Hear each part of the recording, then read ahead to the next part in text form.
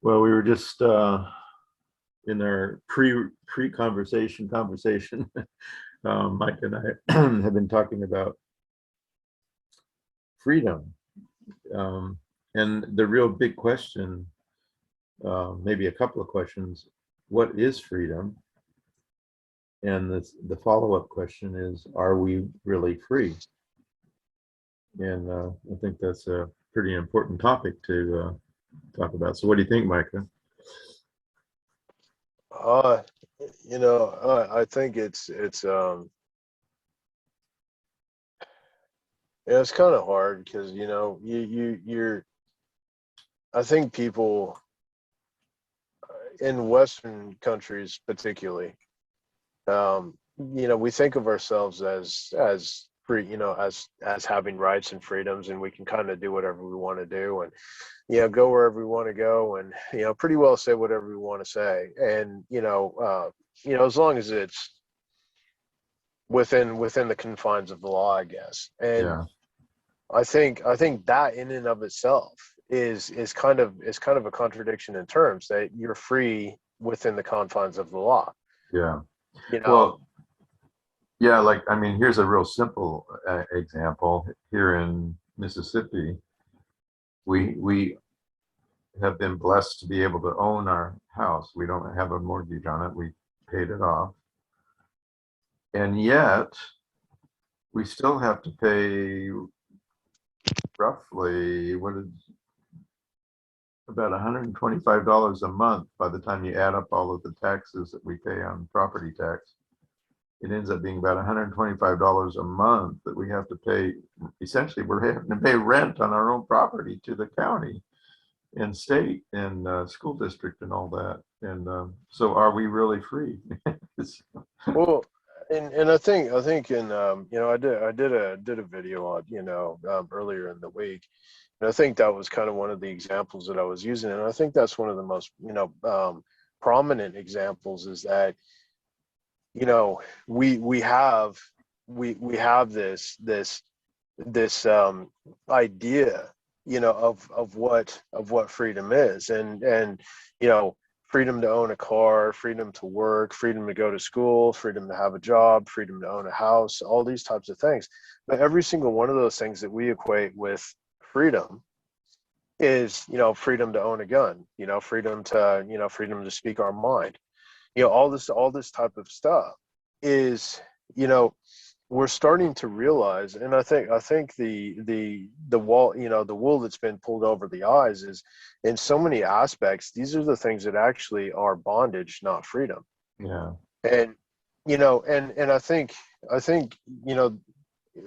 initially saying that, I think it's actually, people, probably a lot of people are like, well, hold on a second, what are you talking about?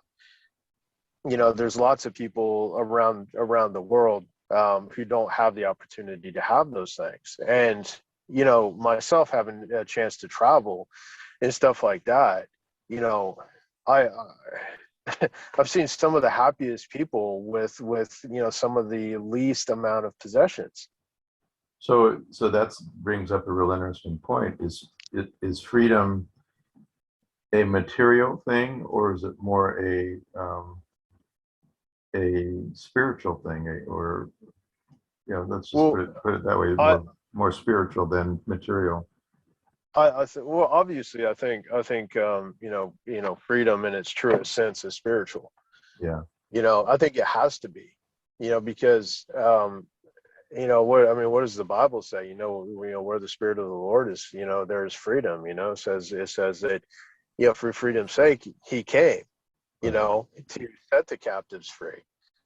So I think in so many aspects, I think we don't even realize that we have our priorities backwards. We minor on the spiritual and we major on the physical. And I think we need to start looking.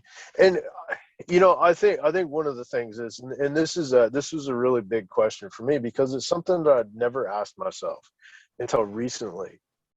And and um and I think we need to actually ask ourselves more questions, and actually dive deep into why do we think and why do we see things the way that we see things. Right. And you know and for me, um, the biggest question was, that I've asked myself recently was, what does freedom mean to me? Right. Yeah. And like, we need to personalize those things. And when I initially started thinking about it, I was really shocked at what I came back with. Because freedom to me was material.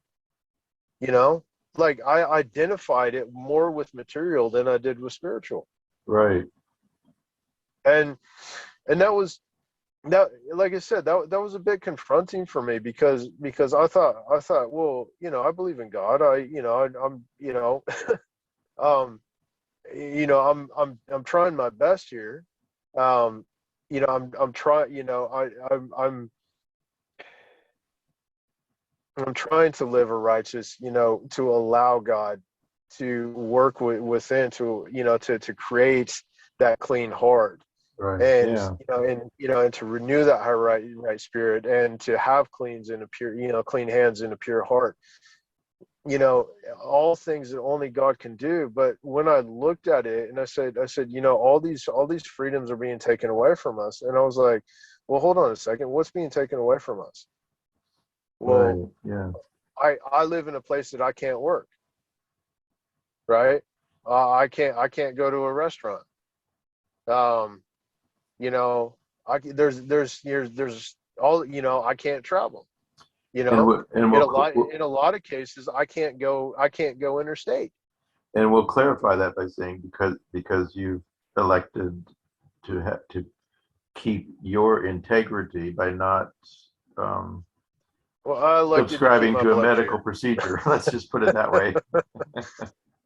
Yeah, and like I'm sure, so many have, and I'm not bringing that up to sit there and say one way or the other. Like, Right. regardless of where people sit on the fence, that's a personal decision, and medical sovereignty means something to me. But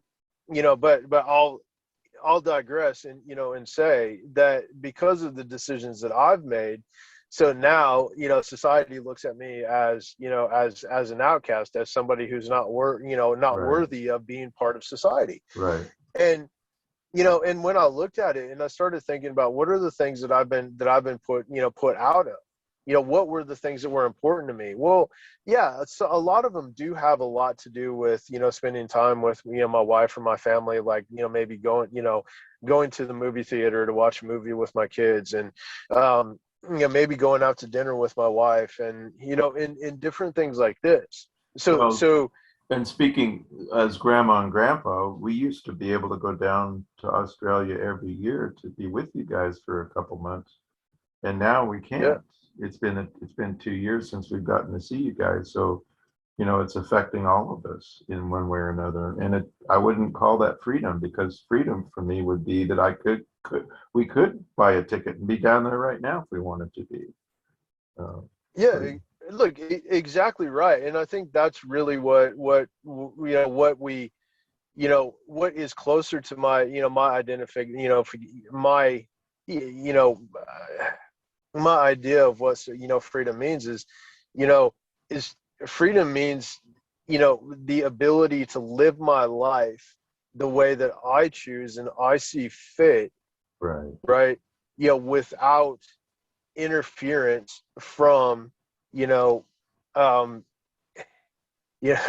whatever it might be here, whatever authorities are in charge, of the country, because, it's, and part of that, and I think really where I wanted to go with the whole freedom, understanding of freedom.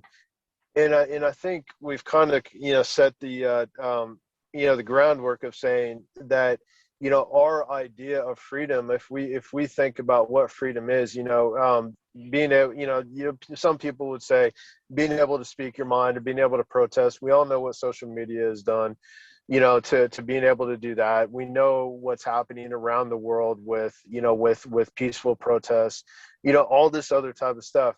Those are major things, with constitutions that, have been, articles of constitutions that have been set aside simply because somebody says they should be, Right. right? And I kind of started thinking about that, and I think if we apply this to the spiritual realm, like God, God kind of has a bit of a constitution as well, and you know, Very much I so. think, and I think when we start looking at the spiritual side, of freedom, I think it kind of takes on a completely different, aspect, to the point of where we start to understand our place in this world. And our place in this world is not to be loved by this world, but rather, you know like, we are strangers in this world. I mean, I think Elijah probably said it the best when he was on the when it was one against all the the 500 prophets and all that other type of stuff, and he goes, I'm the only righteous man left. Yeah. you know like, there's nobody else, it's just me. But then God you know reminded him that there were a few others. I right, but think it he was, said and 700 others.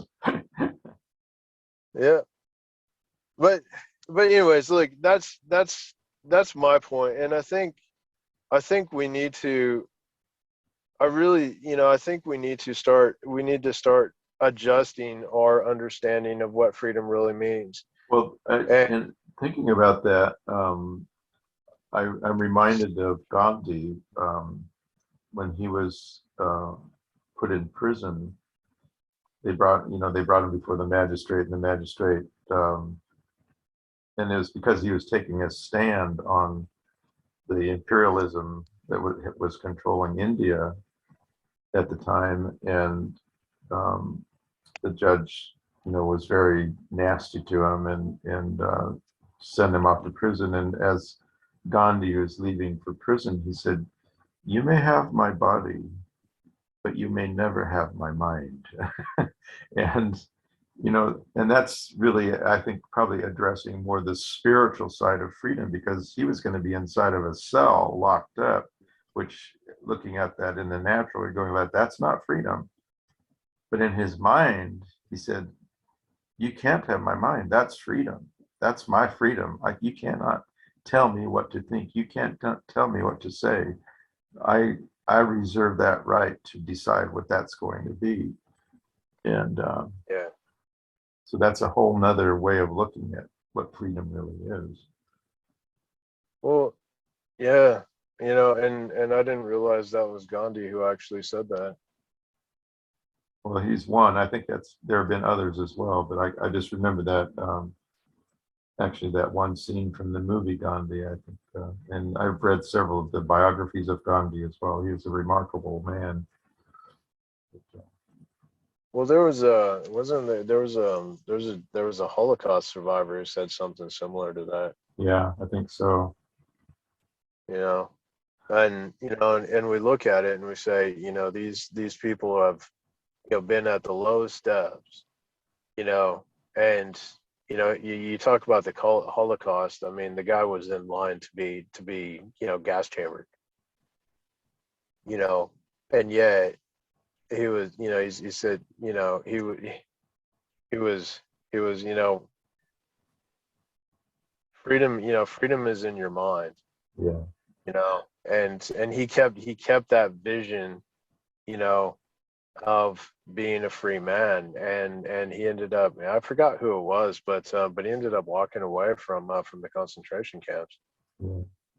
No, obviously after the war and after the Allies had come through and set the prison camps free. Right. Yeah. One of the few that But did get out was liberated. Yeah. yeah, Well, and go ahead. and I think one of the big questions is I think it's particularly applicable in my life right now, is that what are we gonna do, when the hard times come? Because if we have our identities, founded and based in consumerism and commercialism, and what our Western definition of freedom is. When the hard times come, I mean, that's just like that old song. What was it? It was a kid's song in Bible school. The wise man built his house upon the rock. Right. Yeah. Um, and When the and rains and come, are you going to stand? Yeah. yeah, exactly right. I mean, when the rains come, is your house going to stand or is it going to fall? Yeah. And that's there's so many questions that we haven't. It seems like every day, I ask myself questions that I never thought I would ask myself in my life, but yet here I am, Yeah. and here we are, and are we going to build our foundations on the rock that is Yeshua, or are we going to build our foundations on the sand, which is this world? And building your house on the rock that is Yeshua, yeah, it requires sacrifice. It requires a lot of hard times. It requires a lot of, soul searching and asking hard questions, and sometimes coming up with hard answers. Yeah. But, you know, but Revelation doesn't say that. It doesn't say that, those who have a great time until the end will be saved. It Those that says, endure. those who endure, those who persevere, those are the ones that are going to make it to the end.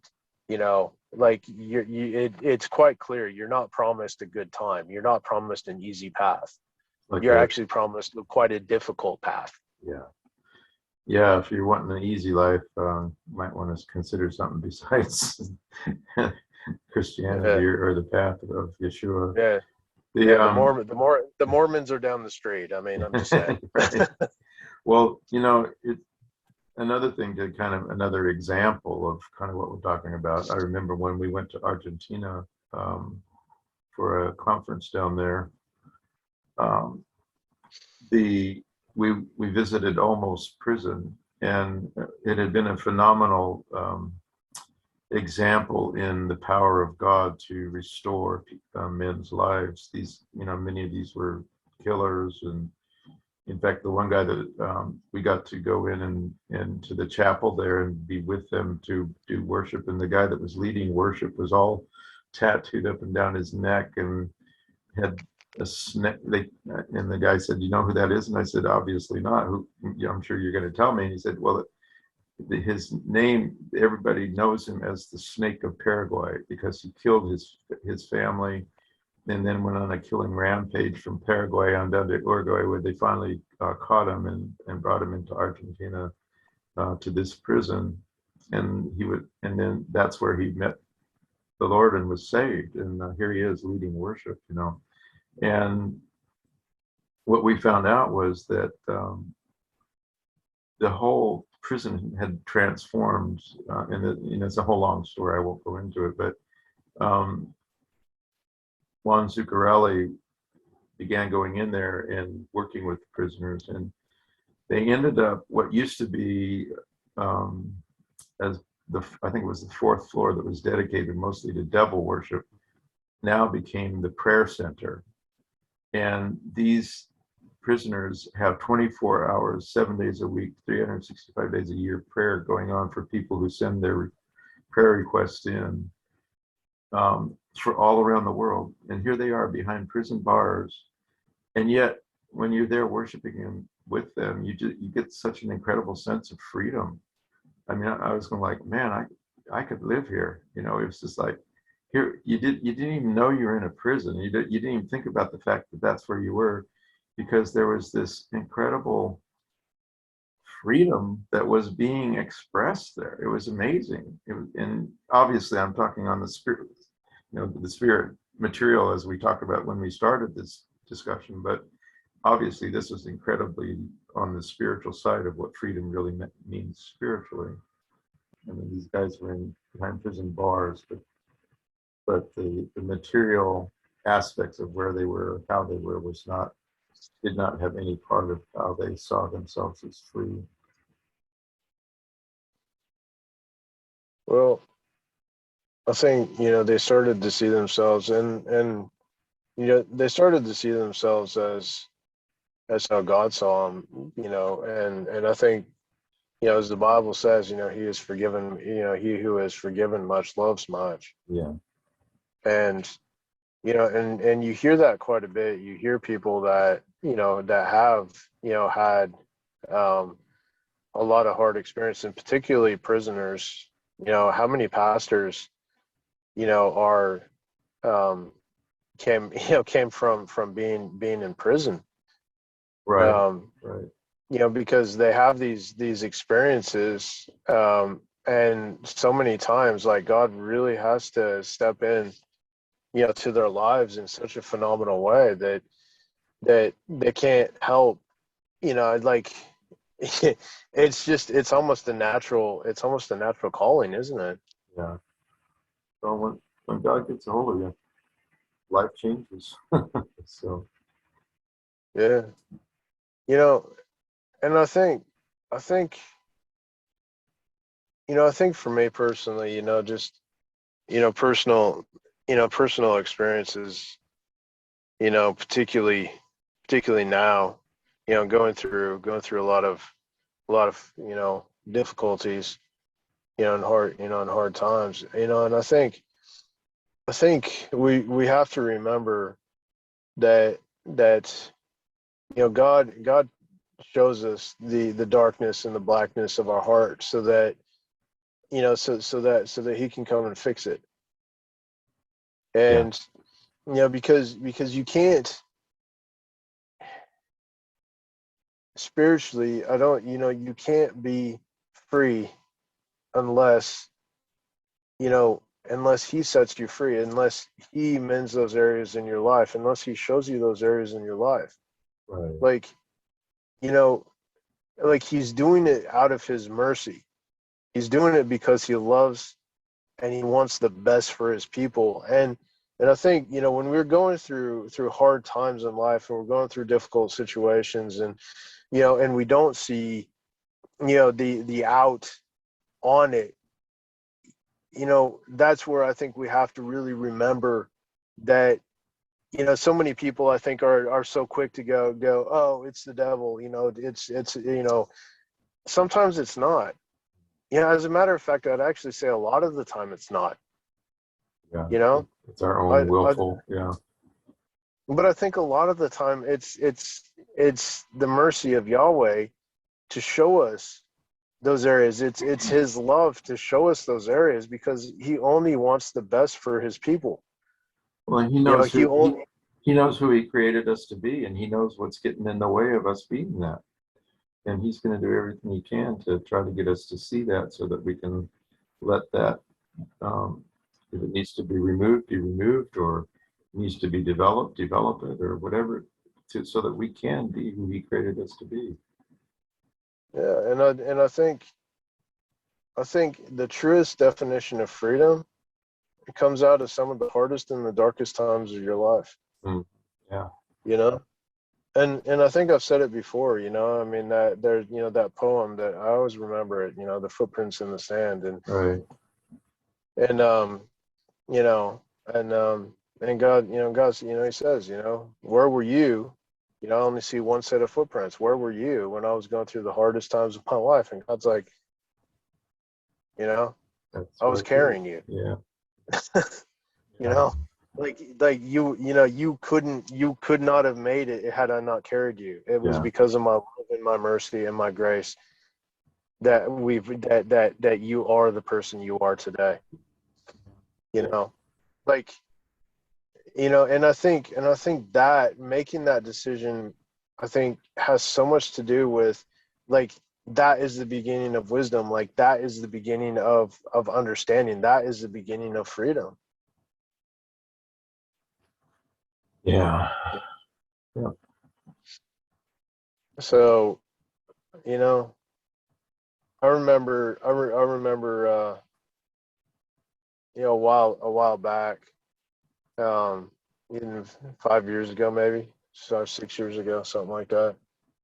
Um, you know, I was going through a lot of really really hard, dark times in my life, and losing my business, and you know, well, it was a very difficult time for me, Right. and my family.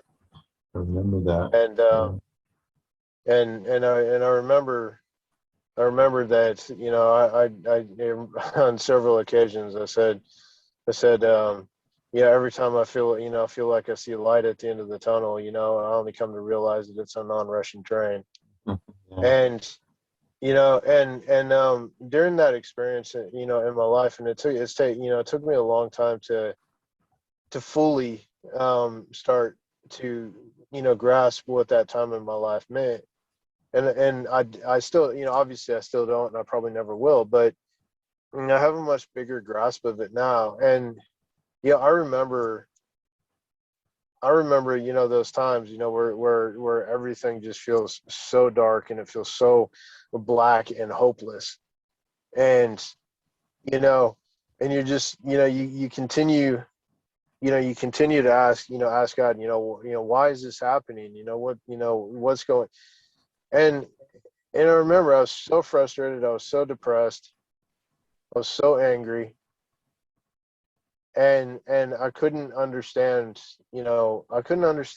like, I didn't expect God to come and miraculously fix everything. And to be honest with you, I wasn't blaming God because it was his fault. All I was doing was saying, he was saying, well, where are you? Looking Yeah. for some kind of hope and something. Where are you? And God was like, you're asking the wrong question. Yeah. And and that was a really big point in my life, because I realized that all I was doing is in this complete darkness, and all I was doing was fumbling around in the darkness and continuing to hurt myself. And Instead of being still and knowing. and all God wanted me to do was just to sit down and just Still. sit down and just stop, Yeah. you know. And the miraculous thing was, the amazing thing was, is that when I did that, you know um like, my focus went inward. And there was a lot of things that were inward in my life that God wanted to show me. And if I hadn't stopped, if I hadn't stopped and stopped fighting, and I would have never done that. And I wouldn't be, the person that I am today. Yeah. And even though it's a process, but it's a process for all of us. It's a process for everybody. Everybody has different experiences, but all I'm sitting there saying was that was my start of my journey to understanding what spiritual freedom actually means. And I think, if I was to say anything to any, like anybody on this, you know, I would say just stop fighting, and just think about the Bible verse, Isaiah 40:31. It was the first verse that I ever memorized, and still one of my favorite, to this day. And and I'm sure a lot of us know it, maybe some don't, but it says, those that wait upon the Lord, Yeah. those that wait upon Yahweh And the will big, renew, big, big word there, wait. That that's ex- that's the hard part. exactly right. And this is part of, my understanding of action and reaction. Because Yeah. waiting is an action. We're choosing to wait. Right. And God says, when you choose me, when you choose to listen to me, then, and it says, those that wait upon the Lord will renew their strength. They will mount up on wings as eagles. They will run and not grow weary. They will walk and not be faint. Yeah. And Amen. and and that and I think that that's what we need to remember sometimes, is that, you know, God, I think sometimes we think we know better. Sometimes we look at it and we go like, no, no, no. You know, I've got to keep moving. I've got to keep doing stuff. And God's like, no, stop. You're just going to keep hurting yourself. Just stop. Listen. Wait for me. Pay attention. Right? And I'll show you what I need to show you. You know, but us in our stubbornness, we don't listen to that. We don't like to listen to that. We all, you know, we constantly sit there and go in and think, no, no, no, I know better. I know better. No, we don't. Yeah. I can tell you right now that we do not know better. Yeah, a friend of mine used to always say, God's smarter than we are. Well, he's been around a little bit longer, Yeah. you know, and that's, and I think that's really the essence of, you know, of everything is that, look, you know, God says that he gives his people the desires of their heart, right? Yeah. And what should we desire more than freedom? You know, Well, but he never said the path to that desire, what, you know, is going to be easy or going to be pleasant. no, he didn't. But he did say, you know, once again, Yeshua said, it is for freedom's sake that I have come to set you free. You know, we have the Exodus where under slavery, the Israelites were set free. You know, God is in the freedom business. There's no doubt about that at all. But once again, um, we need to understand what his terms of freedom are, what that really means, what he has provided. How, when he says, it is for freedom's sake I've come to set you free, what does that really mean? I think that's what we're asking in this conversation. And I think Yeah. it really does come down so much more to this, you know, because Israel, even in the wilderness, we talked about this a couple times ago, they had seen him set, you know, part the waters. They had seen him make water come out of rocks. They'd seen all these things, and yet they still were complaining and many times called them stiff-necked and rebellious.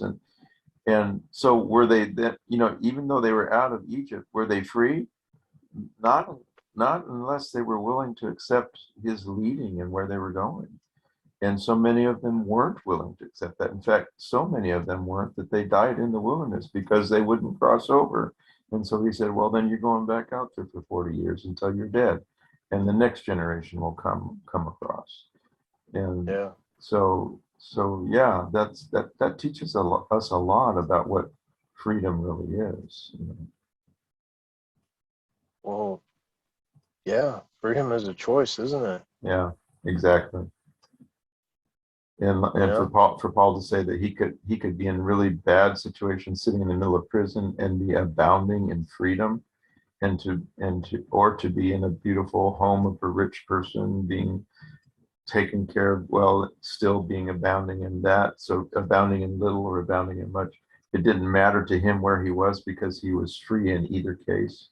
You know, that's what our Heavenly Father is trying to teach us. That Yeah. I agree. I think he's trying to get us to shift our understanding of what freedom really is. yeah, You know, like I know there's a lot of very patriotic people, but freedom isn't a flag. right. You know, freedom isn't a song. You know, it's It could be part of that, but it's not all of that. yeah. There has to be the attitude in our hearts and minds that really set us free, no matter what's going on. Yeah. Well, freedom at its essence is Yeshua. Yeah. And Amen. I think that's what we've got to grasp. Because if we're looking at anything other than Yeshua as our source of freedom, then we're looking at the wrong things. Yeah. You know, and we really need to adjust our understanding.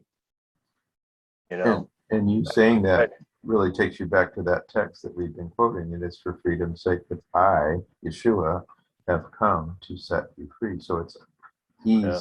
he's letting us know what that really means. Yeah. Yeah.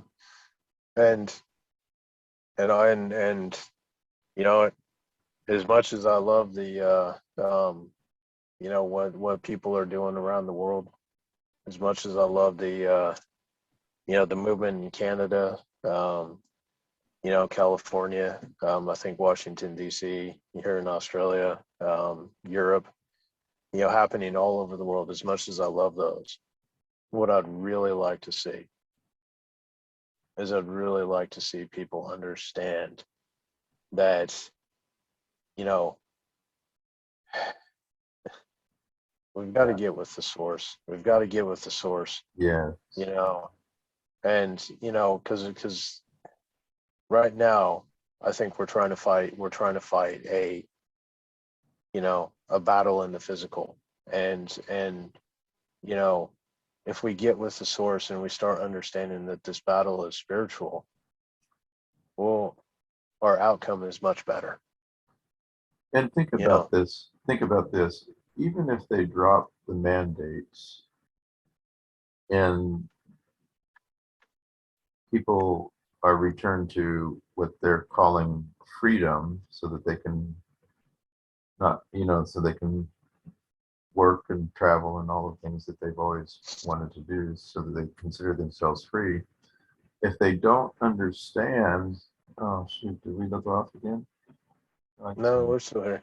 Okay. No, we're still here. There's something that, oh, so anyway, if we don't understand what freedom really is, even if all of those conditions were restored back to what everybody's calling normal, we can still be in the prisons of our own minds, even with all of that and then being really great. So we would not experience true freedom, even if there was what everybody's calling freedom, because we haven't come to understand Yeshua's terms of freedom. Yeah, yeah, yeah, exactly right. And that's why, you know, that's why we've said, and we're going to keep harping on it, is that we've got to start. We have to change our understanding.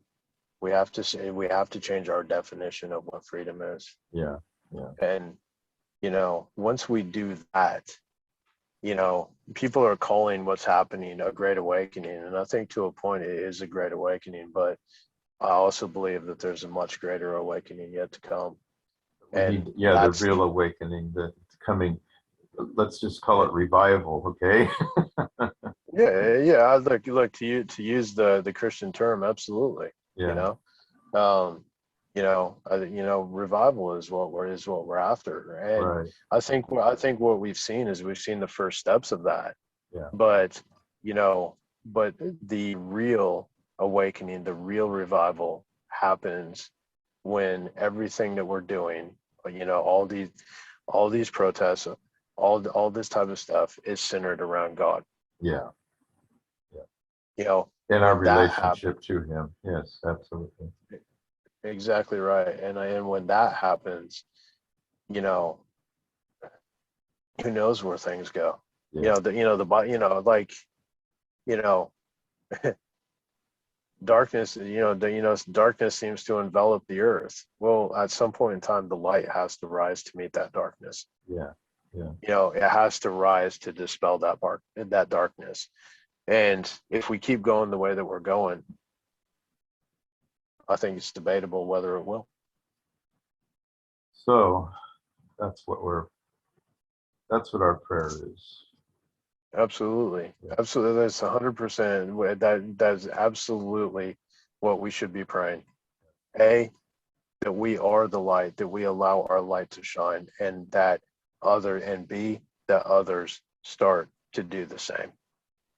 And I know there are a lot of people that are praying, and so we just want to encourage each one of us to be faithful in that. Yeah. So a little off topic, but yeah, I think, you know, I think that's a good start. And I think so many of these things, we touch on, and there's so many more directions. There's so much more depth that can come out, of all of these conversations, and you know, um, exploring that is going to be interesting, and Yeah, I'll look forward to it. me too. And that's probably a good place to leave it for this week. Interestingly, just a little comment. I had um, somebody come up to me today actually, and they said, I've been listening to your Rak Chazak podcasts, and so they're really good.